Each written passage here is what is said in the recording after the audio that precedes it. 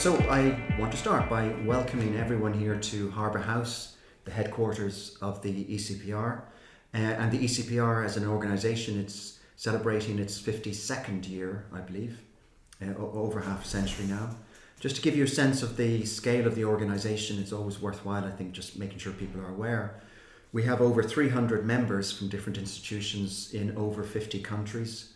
We publish 5 political science journals, 2 book series. We have a very active blog. We offer a number of events. Our general conference, we just had it in Innsbruck a few weeks ago. The joint sessions of workshops, which I imagine you will have had some involvement with in the past. We have 2 method school. We have the house series of events, and we're hopeful, Beate, that you might give us a lecture for one of those events at some stage. We have over 50 standing groups and research networks covering all areas of the discipline. And in this house, in this home of the ECPR, we have some 30 staff to make sure that the machine operates as effectively as it does. And among all of this, we offer a number of awards or prizes, some of which, I'll just mention a few of them. We have the Rising Star Prize, we have the Stein-Rocken Prize, we have the Johnny Lewandowski PhD Prize in Gender and Politics. And among these, one of the most prestigious is the Lifetime Achievement Award that we are so happy to be able to give you today.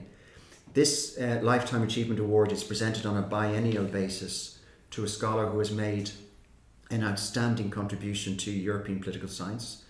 It was launched in 2005, and we've had 8 prize winners to date, so I'll briefly mention them so you're aware of who your predecessors were.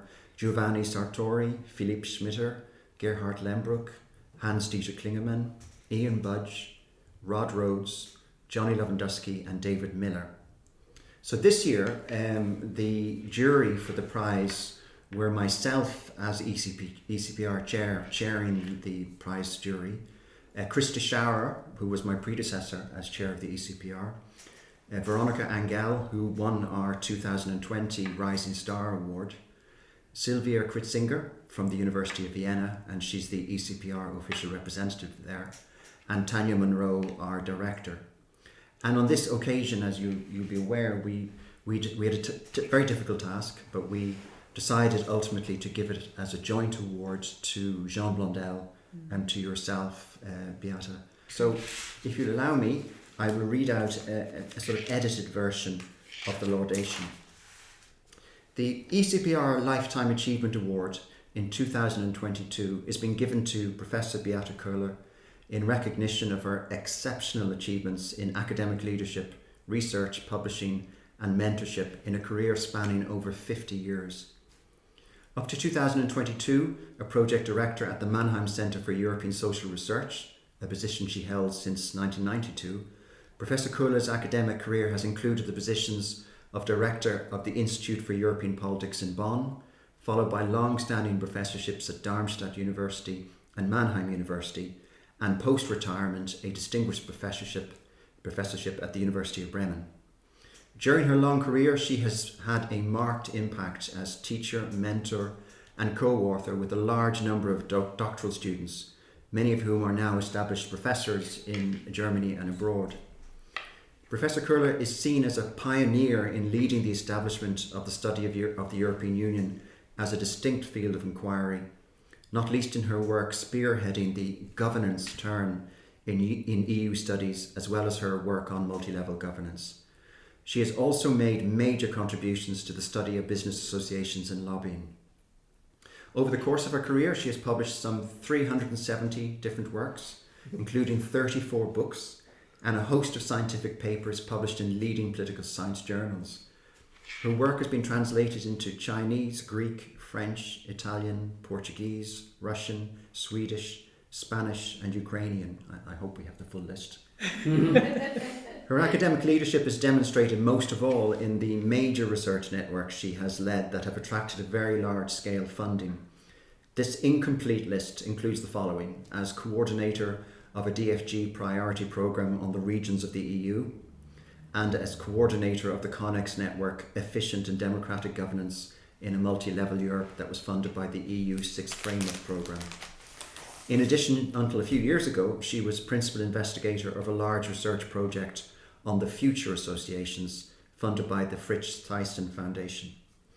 Professor Kohler's other leadership roles have included as chair of the German Political Science Association, so her successor is with us today, and membership of the executive board of the IPSA Research Committee on European Unification.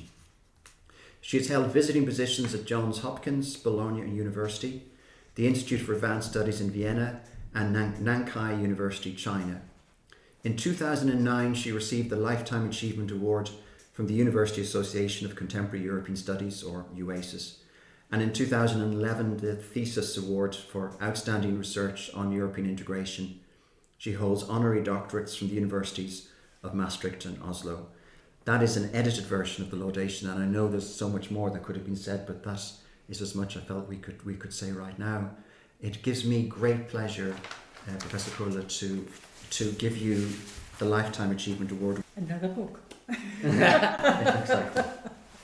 Well, I'm still moved and I feel deeply honored to have received this award.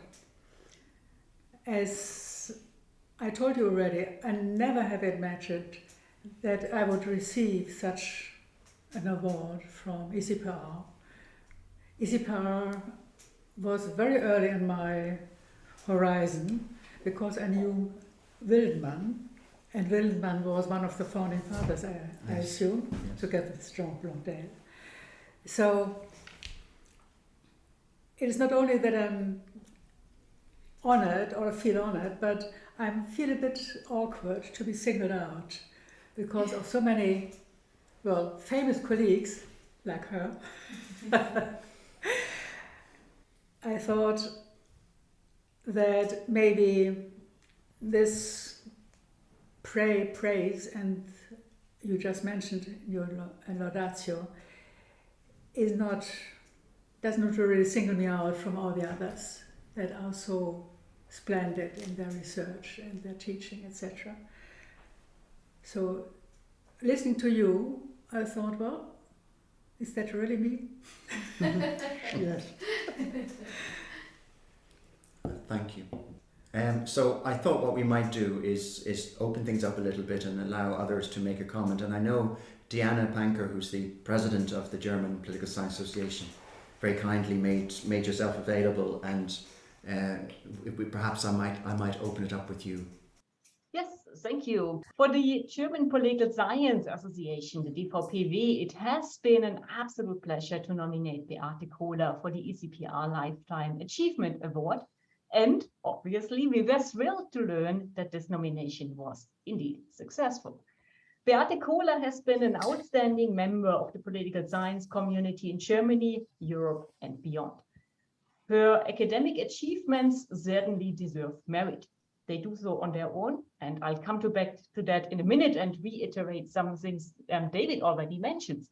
But they also are noteworthy given the fact that she was among the first women in the industry. In this respect, throughout her career, Beate Kohler hit many firsts. She was the first female director of the Institute for European Politics in Bonn, the first female professor at the Political Science Department of the University of Darmstadt, the first female president of the German Political Science Association, and also the first female professor at the Political Science Department of the University of Mannheim. As such, she served as a role model for generations of students and young scholars, including myself. In other words, Professor Kohler has been and still is the living proof that academia is not necessarily an exclusive men's club. Well, being a role model can come with strings attached, and hardly anything gets noticed one is doing and uncommented, and this was probably also true in the absence of social media. Yet Beate Kohler navigated such challenges successfully. The sheer number of awards and honors she was presented with speaks for itself. And this includes becoming a member of the Berlin-Brandenburg Academy of Science in 1998, honorary titles from the universities of Maastricht, Oslo, and Nankai University, the Lifetime Achievement Award of the Association of Contemporary European Studies, and the Thesaurus Award for Outstanding Research on European Integration. In the community, Professor Kohler is known for her productive career. The volume of her academic output is massive, and it would far exceed my speaking time and probably delay the drinks you might be having afterwards. To name all titles, let alone discuss the value added they brought to the discipline in detail. Let me just say that Beate Kohler published short of 400 titles, and as you, David, I also counted about 370 books, edited volumes, book chapters, journal articles, working papers, and commentaries. But I counted more than 2 weeks ago, and I would not be too surprised if she had published the missing 30 ones in the meantime.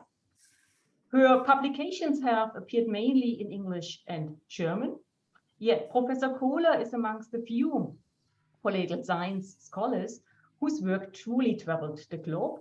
They got translated into more than 10 languages, among them Chinese and Russian. Beate Kohler is known for her extreme success in attracting third-party funding. She conducted numerous research projects and also coordinated a priority program on governance in the European Union funded by the German Research Council, an EU network of excellence, and a research network on dynamics of institutional cooperation in the European Union. Professor Kohler's work truly pioneered the field of European studies.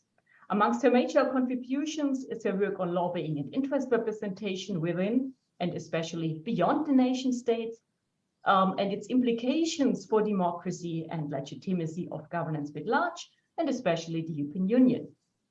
In addition, she developed and further contributed to the field of governance and established the governance turn in European studies, and contributed to analytical concepts such as network governance or multi-level governance that are still important analytical tools for the study of the European Union today, and that have traveled to other fields, including comparative politics and more recently, comparative regionalism. Last but not least, Beate Kohler also created common goods for the political science community in Germany. She served as the chair of the International Relations Group of the German Political Science Association and managed to successfully navigate the crossroads of deeply rooted theoretical cleavages that have emerged during the 1970s within IR. In doing so, Beate Kohler effectively pushed for an analytical and empirically solid approach of political science and thereby contributed a lot to the development of the art on the stage in Germany. Beate Kohler also served as president of the German Political Science Association. She held this office between 1988 and 1991, which is a time period or the time period in which German unification took place. In this context and during these uncertain times, it was Beate Kohler's commitment and energy which helped to establish political science as a subject in nearly all universities of the former German Democratic Republic. And as a subject, and this is important, that was modeled on the basis of the Western, or rather the West German tradition of political science, and not rooted in the tradition of scientific socialism, which was the dominant perspective in the German Democratic Republic at that time. In short, through her work in the German Political Science Association, Beate Kohler left a strong, positive, and important imprint on political science in Germany. Given all these merits, I, on behalf of the German Political Science Association, am really delighted to be able to congratulate you, Beate Kohler, to being awarded with the ECPR Lifetime Achievement Award. I can only say this is truly deserved. Thank you, Diana. Now, Helen Wallace, just to put it on the mic, we are delighted to have you in our midst as well. And you also would know a lot about Beate Kohler's work from the past and her contributions, but also in terms of the field that you yourself work in. Pleasure to be here. It's always a pleasure to see Beate. Our lives have been intersected for a very long time. I think we met in 1971. Yeah. when a group of British political scientists were hosted on a trip to learn about Germany. And we did the tour because you had to go all the way around different bits of Karl. I remember going to Karlsruhe vividly. And one of the sessions we had in Bonn was a session in which this rather frightening young woman told us about the German academic community and the state of German research on European integration. I have to add that at the time I was trying to learn German because the Goethe Institute had a centre in Manchester, and William and I were students there along with Ian Kershaw, who became the great biographer of Hitler. And one of our teachers, Traudl Speth, is the sister of Frieda Naschholt, and her other sister was the wife of Gerhard Lehmbruch. So slightly surprisingly, I discovered that I'd got these chance connections.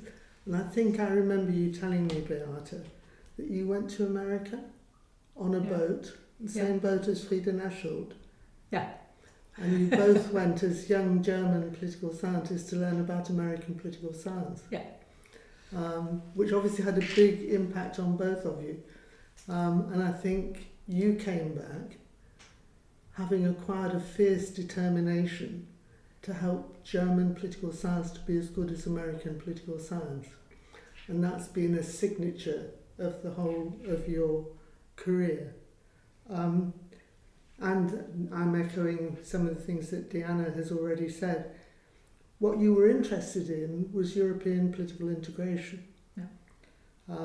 That's always been your theme, and it was a new subject. For all of us at the time, it was a new subject, and a subject where the literature was overwhelmingly dominated by people who had opinions about the project, rather than being analytical about what was going on. And you were always on the analytical side of the spectrum, whatever your personal views might have been about the project.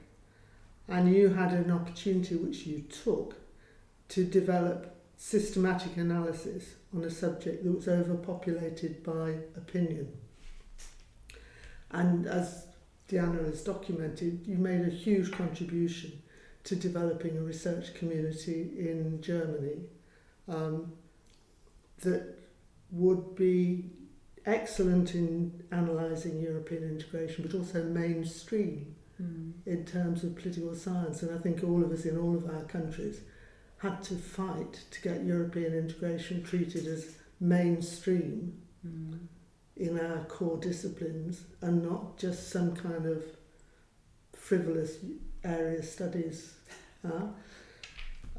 So you made a huge contribution. As Diana has said, one of your biggest contributions in building the community has been helping doctoral and postdoctoral students on their way and in their careers.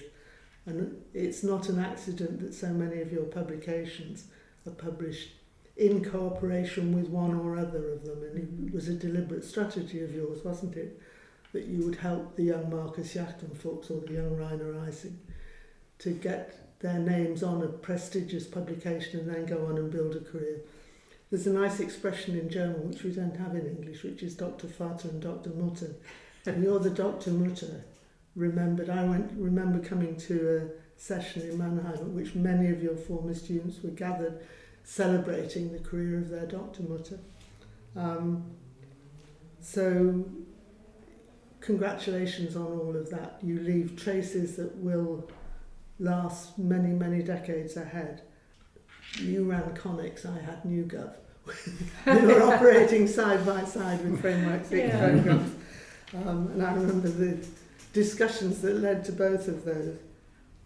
But let me just say one other thing.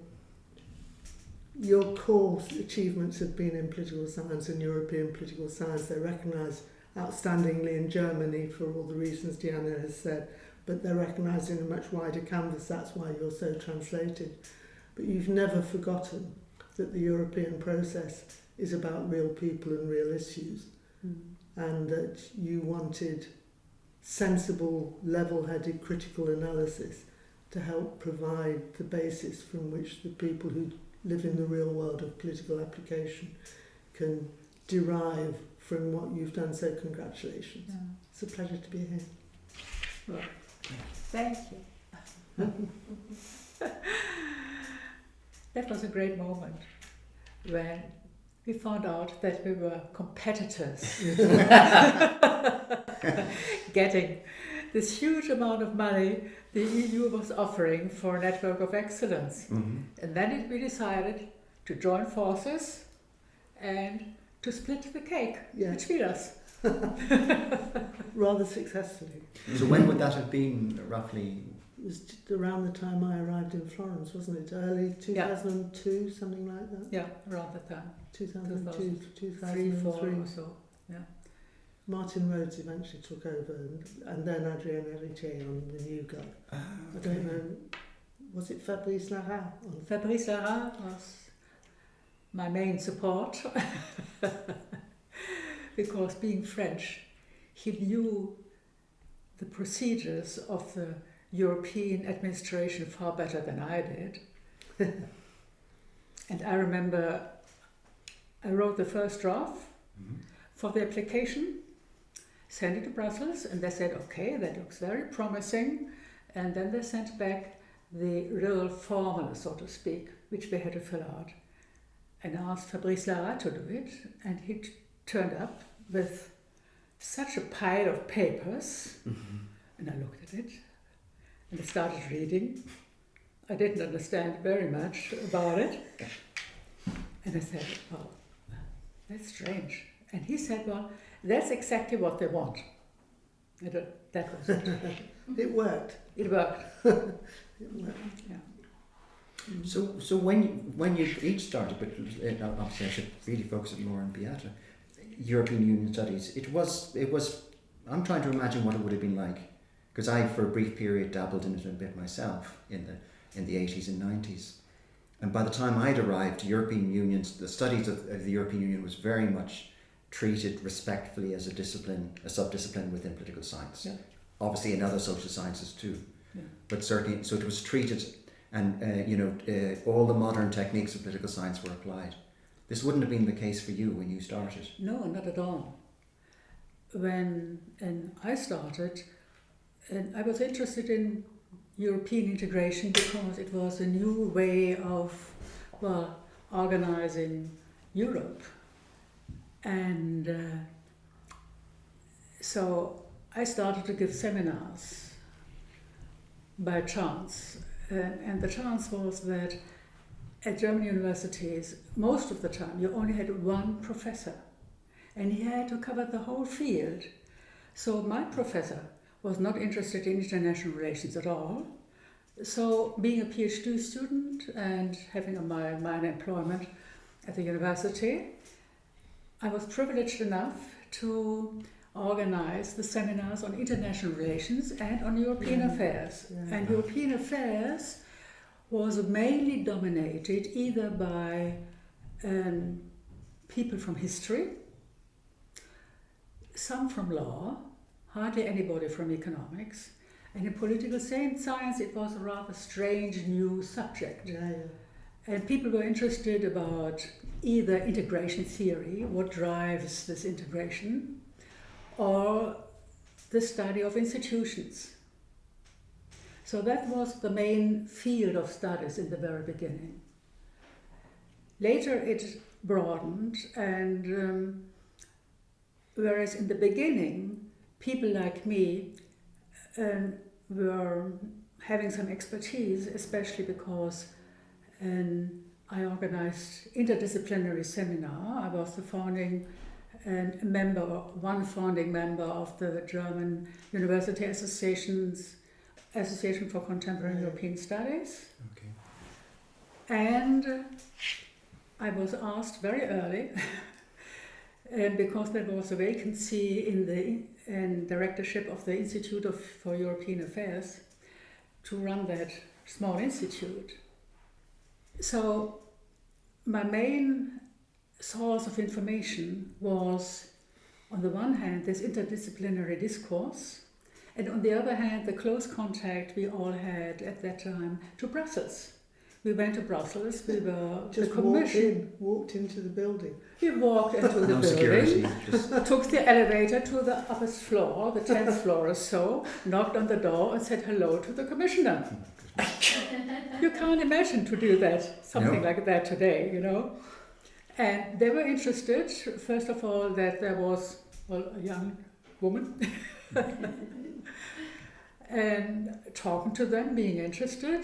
And at that time, the commission was interested to spread the news of this European integration business to the academic community. So we were in between both worlds, and I learned a lot by talking to the people in the commission, and we invited them to give talks, etc., etc. So I think this was the first phase of European studies. But with the European communities at that time becoming more and more complex, we lost sight of all the different details. And so looking at the whole picture became less attractive for political scientists. Sure. And so they started a specialization. right. In different institutions, different policies. They looked at institutions, or only at particular institutions, at the question of elections, etc. Yeah. The field of policy studies expanded tremendously on regional policy, environmental policy, agricultural policy, etc. So political studies on the European Union changed tremendously. I think that nowadays we come back a bit with, well, what happened in the world right now, to take a broader look again. I don't know if you would agree.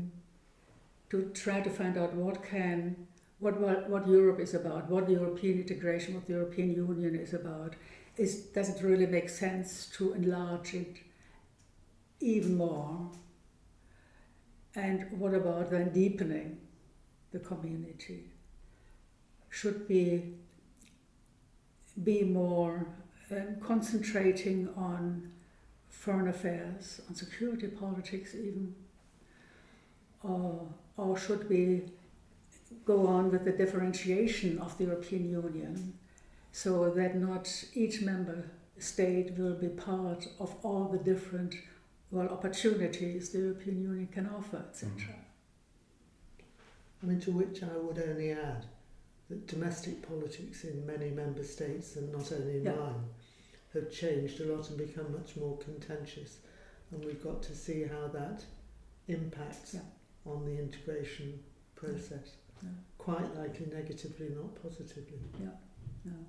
Because what was called benign consent, what was the phrase they used to use? I'm sure there was a better... Permissive consensus. Permissive consensus. I think we've lost the permissive consensus, haven't we, in some countries? In some countries. So in a sense then, do I get a sense that it started with a very macro perspective, it then became very micro in focus and different people working in different fields, and that perhaps maybe now we're back to a more macro set of questions, the sort of very fundamental questions about the project. And I think one of the things that's changed in Britain, I mean, certainly when I started out, political science departments didn't feel that they needed to have a European specialist. They might want a French or German specialist, but not a European integration specialist. In the 1970s, you couldn't get a book contract from a British publisher to produce. That took until well into the 1980s before it suddenly opened up. Whereas I think nowadays it's recognised as, a decent department has got to have some capacity for dealing with European questions. But it was different in Germany because I think the support for European integration was so strong in Germany. So you did not have difficulties finding a publishing house or any organization supporting your conferences or so. But in the early years or decades even, people were expecting a supranational development of the European Union. And I think that has ended already in the 1990s, or let's see it around the turn of the century. And nowadays, it is more the question of how does this intergovernmentalism function in the European Union, and especially can it function any longer with so many deviant views on Europe in different member states. And I'm quite surprised that up to now there's only maybe some rumors, but not real open discussion about should we reduce the number of members, or did we do wrong when we accepted so many new members. But it is not really a focus in scientific research. Micro countries, Kosovo is a member, Malta is a member. It's a little bit difficult to put that alongside Germany, France and Spain. No? Yeah. And there's another topic which is not on the agenda, and that is what about the hegemonic position of the Germans? Absolutely. How does an institutionalized cooperation function when you have so much differences within the member states, among the member states? I mean, very much as an outsider, the sense I get is that we seem to be going back into the territory of the Franco-German axis that was so powerful in the I would suggest at the early stages, that somewhat became diluted or more dispersed, particularly when Britain joined. And Italy for a period that looked like was being a bit more prominent. Macron is a very, he's a figure that is certainly noted a lot more internationally than the German Chancellor currently is. Maybe that will change again. But so when you say German hegemony, I mean, is there the potential that the old Franco-German axis could still be quite a dominant force? I don't think within? so. The German-French axis was functioning at a time when you had 6 members. Yeah.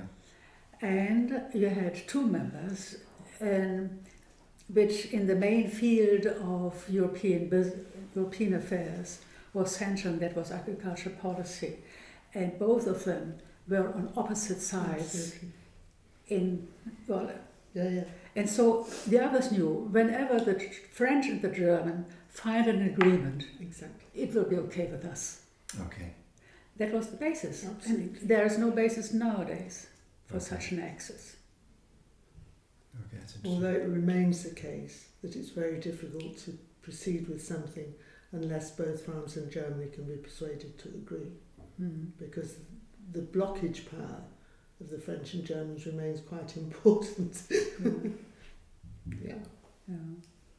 I had mentioned, and it's very unfair of me to do, but I had mentioned to Florian that you are here and you are Beate's son.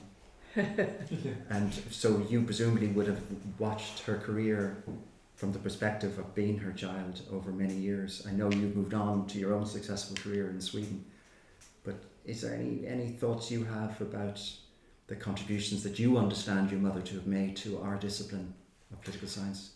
So, as an outsider to the field, I of course don't have insights exactly to the field very much. I've always been watching things from the sideline, but at the same time, as being your son, I have a bit of a different perspective, always seeing more the private aspect of your life and your work life. And I think what must be obvious to all of you who have worked with her is that this has always been the passion of Beate's life, very much the core that her life was structured around. Both as a field, academically and intellectually, but also in terms of social circles, in terms of networks, in terms of who the friends are, whom to talk to, etc.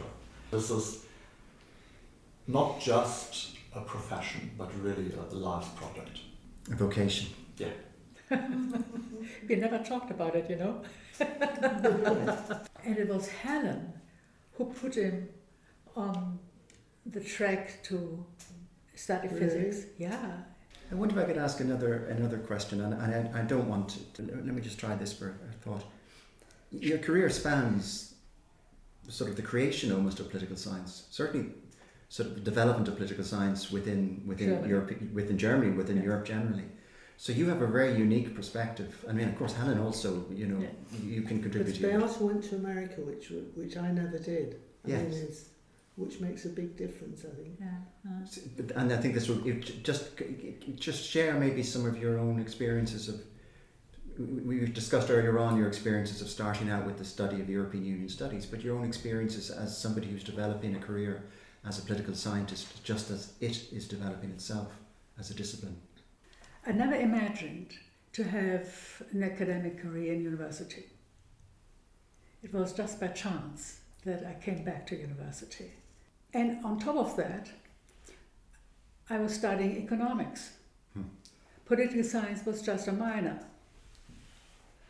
And most of the professors of the early generation of political science, at least in Germany, were either coming from history, from economics, well, few from economics, from law, but no one was coming from political science. So my training in political science as a minor in Cologne was rather narrow. And then I moved to this Institute for European Studies with a focus very much from an interdisciplinary point of view on Europe, which was very well narrow again at that time. And then I was very lucky because in the early 70s, the German government decided that there should be more political education. And so you needed teachers to teach the teachers. And they broadened the political science department. You did not any longer have only one chairholder, but you had 2 or 3, or in Darmstadt, we were 5 people in the early 70s. And so I had the chance, because of my, still limited expertise in European affairs, to become professor at the age of 30. And what I did at that time was, first of all, to broaden my knowledge in political science. And the second one was to broaden my knowledge on teaching, because I didn't have any experience apart from the few seminars I had held. And so one of my first larger projects, research projects, was on methods of teaching in adult education. And then from there on, I broadened my knowledge in political science, but still my main focus was international relations. I realized that when later on I focused more on more basic questions of European integration, like governance or the democratic deficit of the European Union, I then moved back to core issues of political science, and I had more and more contacts with other people in different fields of political science. So my view on the development of political science is a bit rather special, so to speak, on the one hand.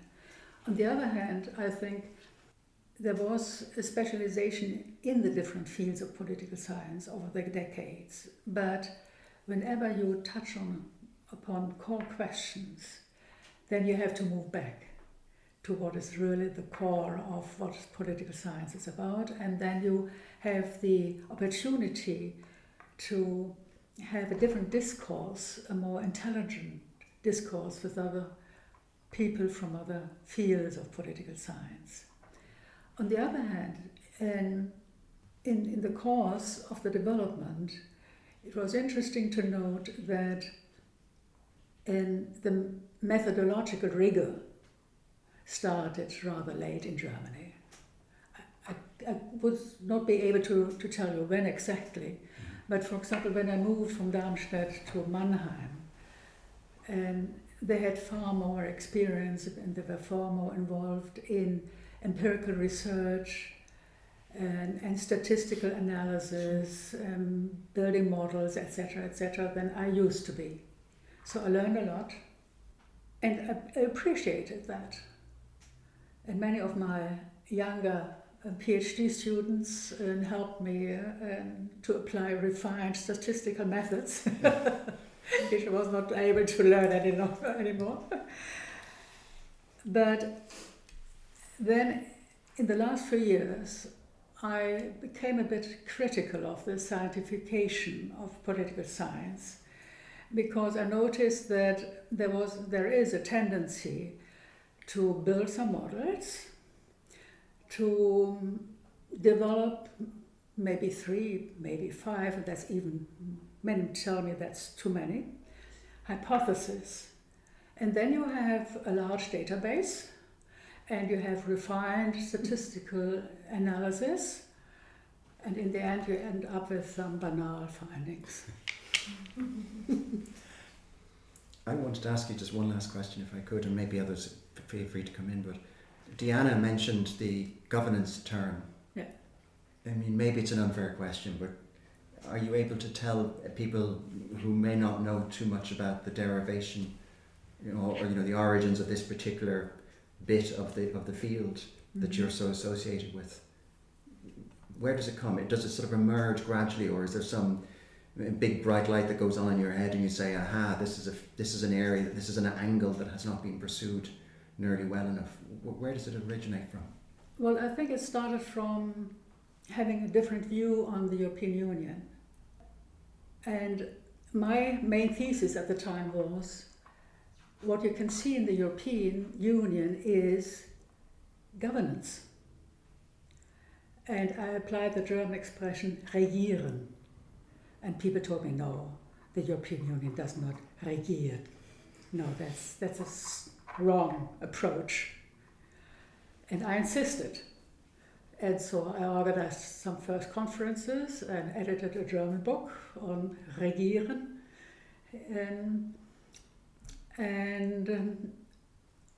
I was very interesting that this idea that the European Union is governing has resonated in Great Britain with Helen Wallace, Yeah, very much. Johan Olsen, and who was among the French? I forgot about it. Christian Lequin. Christian Lequin. And so we started with the idea, well, let's apply in Brussels for a research project on European governance. They turned us down, saying that's not an issue of the day. It was in 1998 or something like that. And then when they started with this new 6 framework program, suddenly they found out that governance is an issue. And that is why Helen and I, with an application on a network of excellence on European governance, should be successful. So it was... of its time. Yeah, it was a good timing. And it was frustration as well, wasn't it, with Yeah. very formal institutional analysis that was about paper rules and not about informal, below the surface processes. Yeah. And once you could show that you could study the informal processes, the whole notion of governance became much more relevant. As opposed to government. Yeah. They were only the angles I wanted to pursue. I mean, I don't know. I know, Deanna, you have a meeting to go to at some point, but if there's anything you wanted to ask before you go, or say before you go, please feel free. Well, first of all, it was a pleasure to basically be zoomed into the award ceremony, and congratulations again. Well deserved.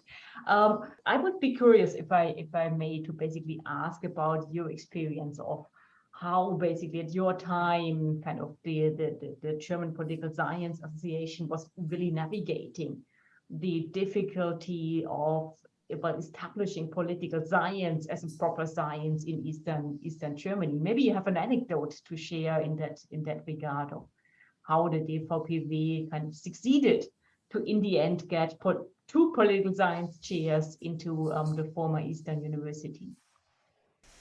I didn't really navigate most of the time. Many things happened by chance. Yeah, absolutely. And I was lucky often.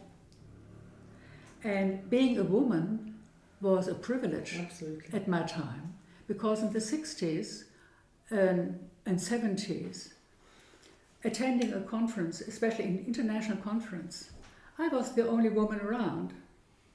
So people took notice of what I was saying.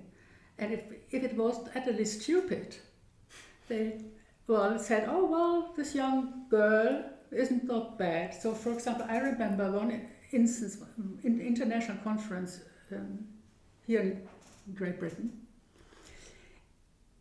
High-level people, international. I was the only woman. I was the youngest in the room. And then they approached me at the end of the conference if I would be willing to chair the final session. Okay, I said yes. A bit nervous. Yeah. And at the end of the conference, I asked, why did you ask me? And they said, well, that's obvious.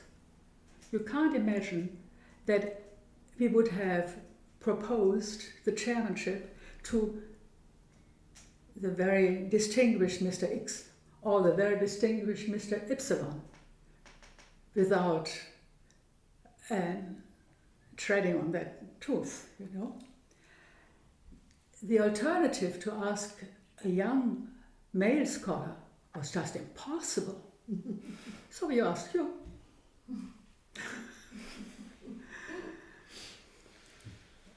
It was not always easy, but I was lucky. I want to thank you very, very much for nominating me, and especially for giving such an impressive laudatio. And I remember your very early years in academia, and I'm very glad that you managed to arrive at the top. Congratulations to you. Time to turn the table. Well, Beate, it's been an absolute pleasure to meet you personally for the first time. It's been an absolute pleasure to have had this conversation. I certainly enjoyed this very much. In the meantime, I'll bring the proceedings to an end by very much thanking Deanna for being here, Helen also for making the effort to come over here and share your thoughts as well, which were wonderful, and also of course Florian. So once again, many congratulations. And many thanks to you.